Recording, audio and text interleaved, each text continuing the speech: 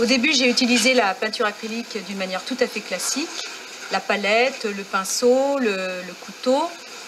Et puis les mélanges faits sur la palette étaient ensuite utilisés avec le pinceau et travaillés à plat sur la toile ou d'autres supports comme le papier, le carton. À l'époque, je me rappelle quand je cherchais à découvrir une technique qui me corresponde, c'était une période assez pénible et je me souviens même accompagnée de tensions assez douloureuses puisque je me mettais au travail chaque matin. Et puis je me rendais compte que ce que je faisais, ça n'allait pas. Donc je peignais toute la journée. Et même en cours de journée, je recommençais. Donc je grattais ce que je pouvais gratter. Je blanchissais ma toile et je recommençais.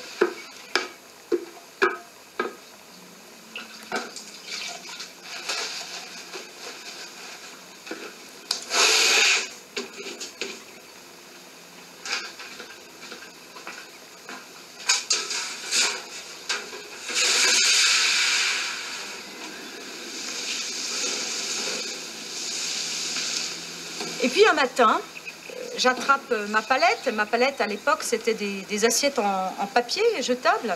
Et je l'avais laissée très encombrée le soir. Et puis le matin, en arrivant dans l'atelier, en fait, elle était pleine de couleurs, sèches. Et puis machinalement, sans que vraiment je le fasse d'une manière très déterminée, mes doigts se sont mis à décoller cette peinture très, très doucement. C'était la face qui était donc à l'envers. Et puis je décolle, petit à petit je vois un tableau arriver sous mes yeux, sous mon regard. Et puis là, d'un seul coup, c'est le déclic. J'ai réalisé que c'était ça que je cherchais. Et là, je suis partie dans des recherches effrénées pour essayer de découvrir comment reproduire cette pâte avec un maximum d'efficacité.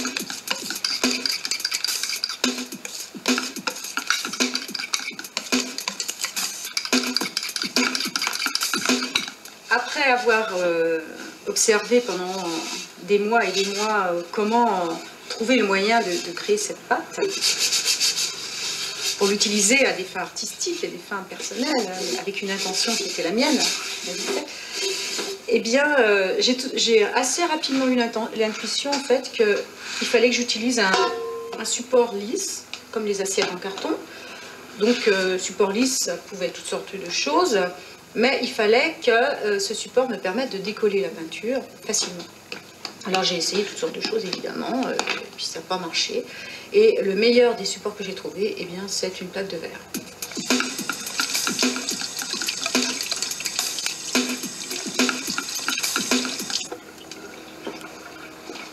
Je me suis rendu compte en même temps que la plaque de verre elle-même allait me donner énormément de possibilités graphiques. Ce que je ne savais pas au départ. Donc j'ai commencé à dessiner sur ces plaques de verre. Et puis très vite, j'ai abandonné tous les outils classiques. Je dirais, j'ai été aussi à la recherche d'outils pour peindre, pour dessiner, qui allaient me correspondre et me convenir. Et c'est là que j'ai commencé à utiliser des tubes en plastique, des gommes, toutes sortes de choses qui me venaient et qui allaient donc servir le graphisme que j'avais mis en chantier. Quelque chose d'assez fort venait systématiquement, c'était que quand la peinture est dans mes mains, en fait, elle se met en mouvement.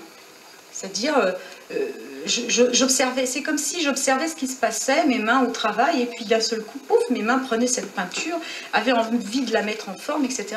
Et je me suis dit, ben, si c'est ce qui se passe, jouons avec ce qui se passe et continuons.